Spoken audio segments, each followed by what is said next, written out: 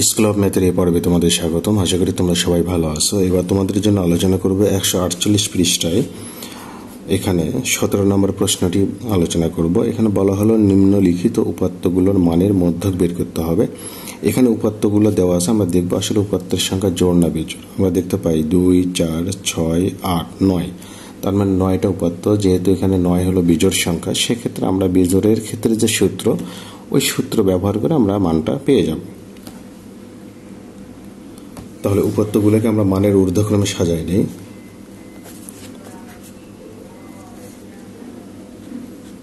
উপাত্তগুলো মানের ঊর্ধ্বক্রমে সাজাই। এখন আমরা দেখতে পাই এখানে সর্বনিম্ন যে সংখ্যা সেটা হলো 6, তারপরে হলো 7, তারপরে হলো 8, তারপরে 9, তারপর 10, তারপর 12, তারপর 13, তারপর 14, তারপর 15। আমরা এখান থেকে লিখে নিলাম। এখন আমরা দেখব যে উপাত্তের সংখ্যা,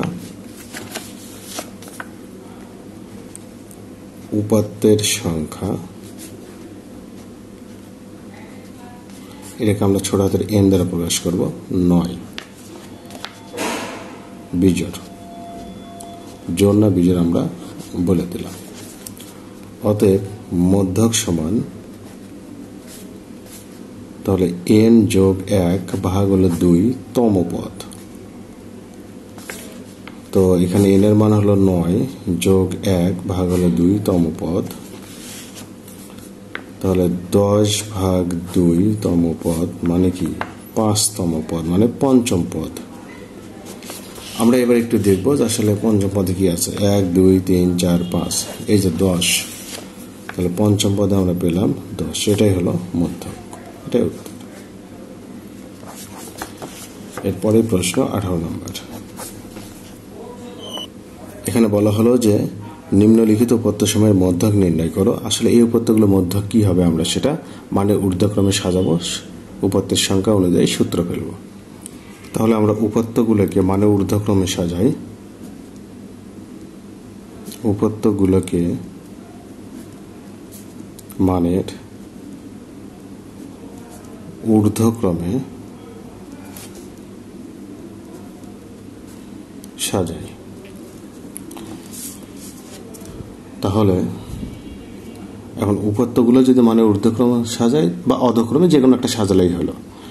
তো আমরা এখানে শুরুতেই 600, তারপর 700, তারপর লিখতে পারি 800, তারপর 800 পরে হলো 900, তারপর 900 পরে দেখতে পাই 1050, তারপর হলো 1100, তারপর দেখতে পাই 1200, তারপর দেখতে পাই 1400, এরপর 1500, সর্বশেষ 2500। এখন 2, 4, 6, 8, 10, তাহলে উপাত্তের সংখ্যা, এখানে উপাত্তের সংখ্যা n সমান হলো 10। এটা কি জোড়। তাহলে জোড়ের ক্ষেত্রে আমাদের সূত্র কি? অতএব মধ্যক সমান n ভাগ 2 তম পদ যোগ n ভাগ 2 যোগ 1 তম পদ ভাগ হলো 2। এখন n এর মান হলো 10 ভাগ 2 তম পদ যোগ 10 ভাগ 2 যোগ 1 তম পদ ভাগ হলো 2। তাহলে এখানে পঞ্চম পদ যোগ ষষ্ঠ পদ ভাগ হলো 2। পঞ্চম পদ কত দেখো, এখানে হিসাব করো, 1, 2, 3, 4, 5, আর ষষ্ঠ পদ হলো 1050 যোগ হলো 1100 ভাগ 2। এখন এই দুইটা যোগ দেবো আমরা, তাহলে এখানে 50 আর এখানে 2150 ভাগ হলো 2। যদি আমরা ভাগ করি তাহলে কত পাবো, 10 দুগুণ 20, তাহলে এখানে 7 দুগুণ 14, 5 দুগুণ 10। এটা হলো আমাদের মধ্যক। এবার 19 নম্বর প্রশ্নে আমরা যে উপাত্তগুলো দেখতে পাই এদের মধ্যক বের করতে হবে। তাহলে 19 নম্বর প্রশ্নে আমরা উপাত্তগুলোকে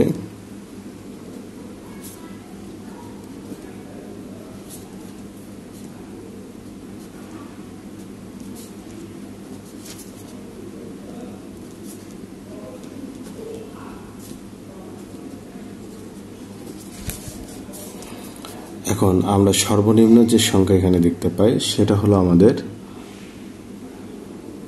7কে পেলাম, 7, তারপরে আমরা 9কে দেখতে পাই, তারপরে 11, তারপর 12, তারপর 12, তারপর 14, তারপর 16, তারপর 17, তারপর 19 নাই এখানে 17, হ্যাঁ 19 আমরা দেখতে পাচ্ছি, 19, তারপর আমরা দেখতে পাচ্ছি এখানে 20, তারপরে 21, সর্বশেষ 22।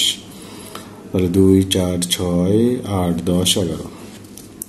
তাহলে উপাত্তের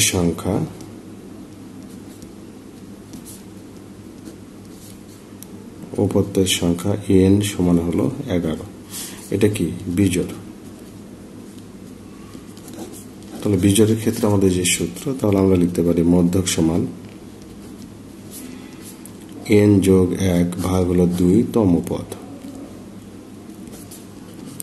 তাহলে 11 যোগ 1 ভাগ 2 তম পদ, তাহলে 12 ভাগ 2 তম পদ, সেক্ষেত্রে ষষ্ঠ পদ। এখন ষষ্ঠ পদ আসলে কত আমরা সেটা দেখব। 1, 2, 3, 4, 5, 6, এই 16 হলো আমাদের মধ্যক। এটা উত্তর। এরপর 20 নম্বর। তাহলে 20 নম্বর প্রশ্নে এই উপাত্তগুলোর মধ্যক বের করতে হবে। আমরা একটু মানের ঊর্ধ্বক্রমে সাজাই নেই। তাহলে উপাত্তগুলোকে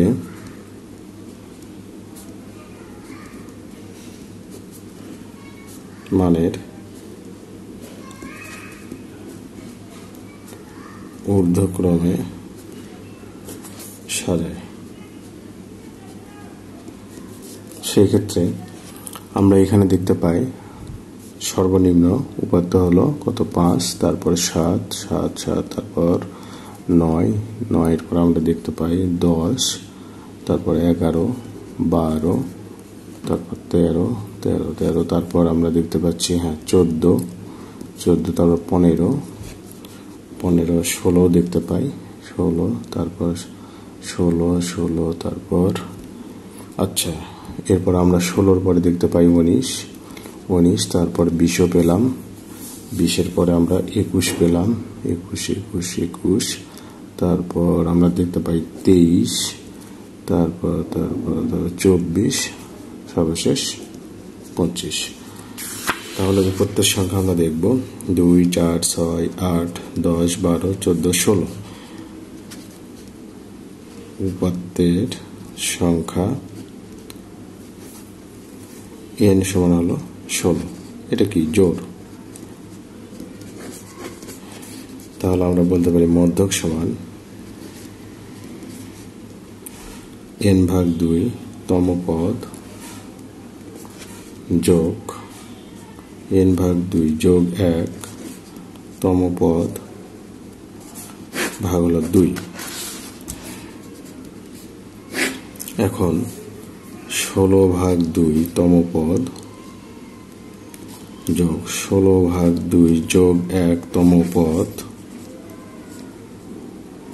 ভাগ হলো 2। তাহলে এখানে অষ্টম পদ যোগ নবম পদ ভাগ হলো 2। তাহলে অষ্টম পদ আমরা একটু দেখি, 2, 3, 4, 5, 6, 7, 8। অষ্টম আর নবম পদ আমরা পেলাম 14 আর 15। তাহলে 14 যোগ 15 ভাগ হলো 2, তার মানে 29 ভাগ 2, সেক্ষেত্রে আমরা লিখতে পারি 14×28 14.5। এটা হলো আমাদের মধ্যক।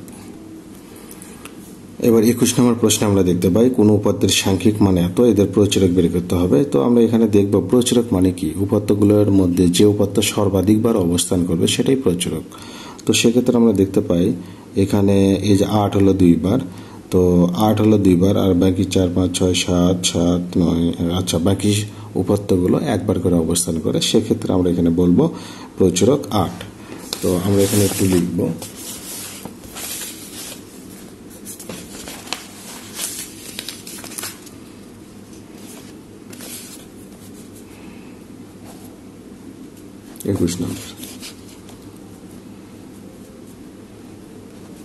উপাত্ত সমূহের মধ্যে 8 সর্বাধিক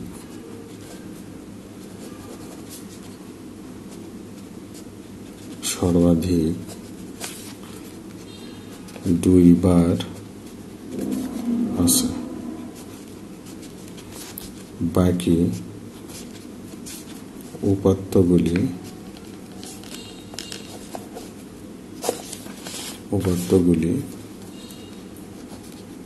একবার আছে। অতএব প্রচুরক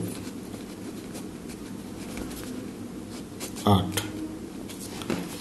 এবার 22 নম্বর প্রশ্ন।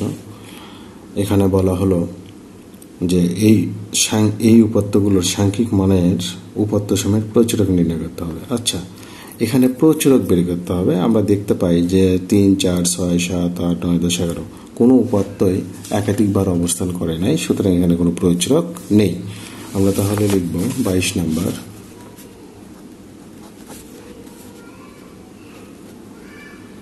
কোনো উপাত্ত সর্বাধিকবার অবস্থান না করে একবার অবস্থান করে, অতএব প্রচুরক নেই। এই তো।